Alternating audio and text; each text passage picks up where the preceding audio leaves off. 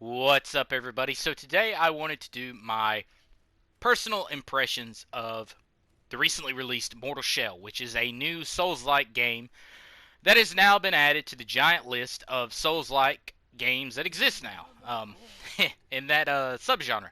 So I'm not going to go into a giant history lesson about Demon Souls and Bloodborne, Dark Souls, that whole spiel. I'm not going to go into that.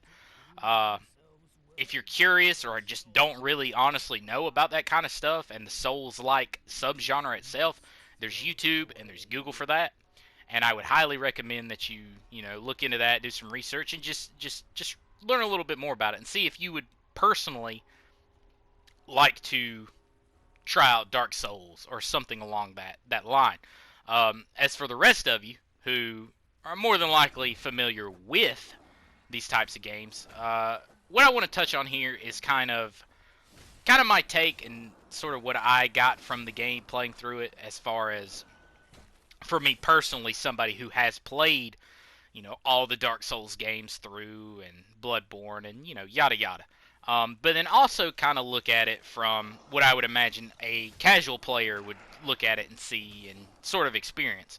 Um, so without rambling on about the history of everything and yada yada, what I kind of want to touch on real quick is the sort of the fundamental level of your character and how it proceeds through the game or through the world starting off. So your character, the thing that you play as, without really spoiling a whole lot of stuff, basically what happens is it inhabits these vessels or these shells of fallen warriors, which is it's pretty cool. In the game, there are four baseline shells that you can find and pretty much equip and wear, and they serve as kind of like your class structure, where one has a bigger health bar, can take more hits, and another, for example, the one in the gameplay I'm showing, which is the one I have been playing, has a max stamina bar, can move quick, has this really cool like shadow, mist, dodge, so on and so forth. So that's kind of the gist of where you're sitting as far as a class structure goes. Because in the game there's no min maxing character stats. There's no stat menu for your health, your stamina, your strength, dexterity, agility. That whole ballpark doesn't exist in this game. Your shell is pretty much everything.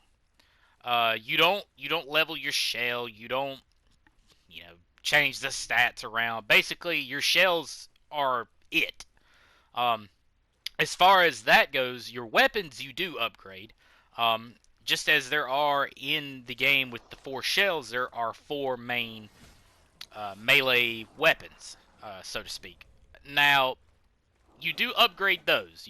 You can make those obviously get stronger, and you can get some. There are certain items you can find that give your weapons certain abilities, which is pretty cool. Um, but beyond that, the entire tree that is customization in general, it doesn't exist here as it does with a lot of other Souls-like games. It's pretty straightforward. Your shell has like a talent tree where you upgrade perks, pretty much run-of-the-mill RPG stuff. Um, and looking at it from personally like a veteran perspective of these types of games, it kind of sucks. There's not this large like sort of veil of customization available to you as a player to create these different builds and min max all this stuff. It just doesn't exist in this game. What exists is pretty run of the mill RPG stuff as far as upgrading weapons and talent tree stuff for your classes or your characters, so to speak. Which does kind of suck. Personally, for me, my big thing for me personally is the lack of weapon variety. Like I said, there are only four base melee weapons in the game. I wish there were more, but that's what it is. That's my biggest thing. I like the talent tree thing. It's not that big of a deal. It does offer your shells to have some sort of differences, give or take, between each one, other than just their base stats in general that they come with. But yeah, me personally, I would have loved to see a lot more weapon variety. Even also like magics or sorceries, because in the game there aren't magics or sorceries or anything of that nature. It's just you, your melee weapon. You do get a ranged weapon later on that you can get. It's kind of lacking on the customization side for your player character, and so on and so forth. However, that doesn't mean it's a bad game. It means it's a lot easier to get into and understand what you like and what you don't like. It's easier to pick up the weapon that you like and use it. It's easier to pick up the shell that you like and use it. The upgrading paths for your weapons, they're pretty straightforward. Um, Without going into the whole thing about how that process plays out, this game it's pretty pretty mundane RPG mechanics at this point that all these games use, and not just even these Souls like games, but just RPG games in general. But it does affect it as far as that does affect it as far as like a Dark Souls veteran's perspective. Not a whole lot of customization, but as far as a casual player's perspective goes, makes it a little more easier to get into. Not have to worry about all this crazy stuff and your stats and all this stuff. It's just you pick the shell you like, you pick the weapon you like. As I said, makes it a lot more easier to get through. Now, as far as getting through, the game, it does offer challenge if you're unfamiliar with these types of mechanics in these games, which is basically pay attention to your enemies, pay attention to the bosses, learn their patterns, and know when to hit. Like, that stuff is pretty much run of the mill in these types of games now. Like, you should know that if you've looked into these games or played these games. And I will say that once you get the shell you like and the weapon you like, it does kind of pick up being easier. A little later down the line once you get comfortable, but that's the same as it is with all these types of games. Once you get comfortable, it's not that bad.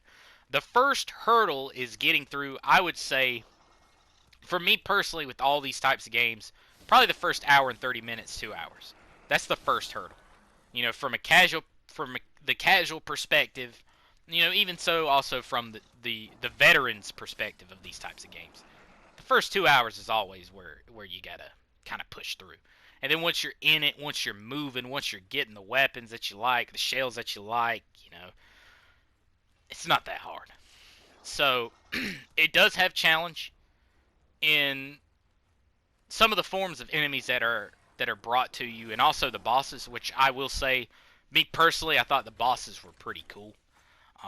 I'm not going to spoil like what they are and all that kind of stuff. That's for you to find out. But I will say I thought the bosses were neat. I also thought a lot of the enemy variety was really neat.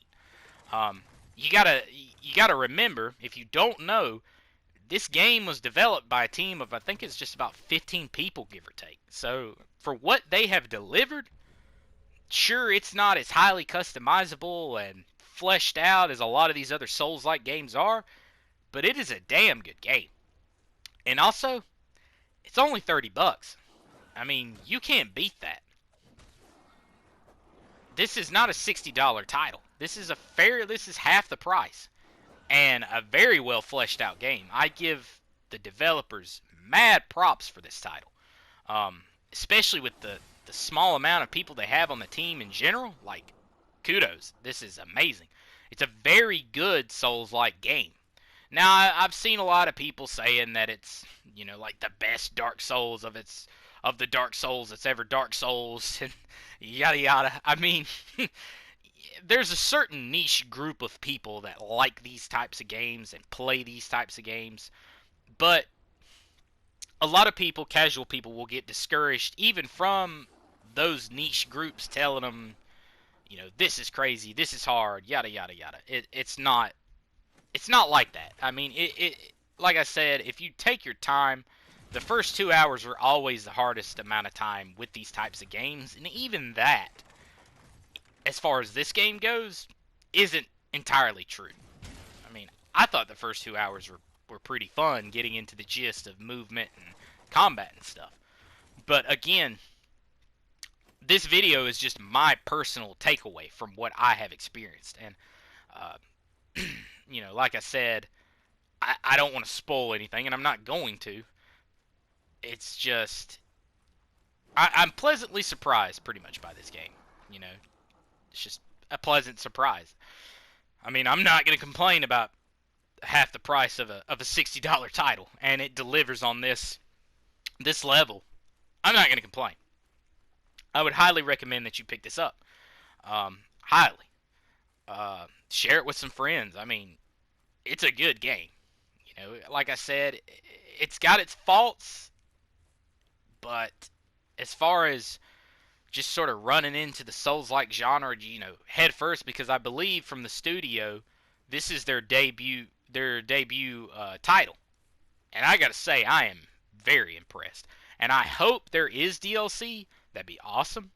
But even then, I hope they're already planning a sequel, because I would love to see some of the mechanics in this game elaborated on and pushed out and fleshed out. I would love it.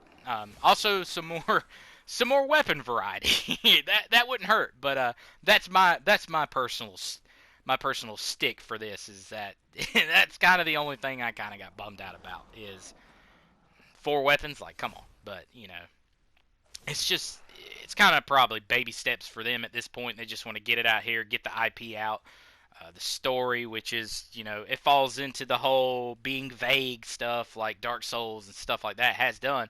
And I love it. It's awesome. It lets the player feel like they're experiencing the game as they're going through it. Versus everything's there, you just learn about it, read about it, blah. It's happening to you versus already happened, and you're just sort of picking up the pieces here and there. I don't really know if I if I worded that correctly or worded that to where somebody could understand it, but I like how the story is presented to you in the mystery and vagueness that it is. But yeah, I would definitely recommend picking up this title and giving it a shot. I think for $30, it's definitely worth a buy. There's not like 60, 70 hours worth of gameplay here. But I mean, for $30, there's easily, I want to say for me personally, I easily got 20 something hours out of this, give or take. Easy. So yes, I would definitely recommend this title, and I hope that this video kind of helps sort of give just a general gist of the game itself and sort of the mechanics, that are in it, without really spoiling a whole lot or, giving away a whole lot. But other than that, I hope everybody has a good day or night, and I will catch you later in the next video. Peace.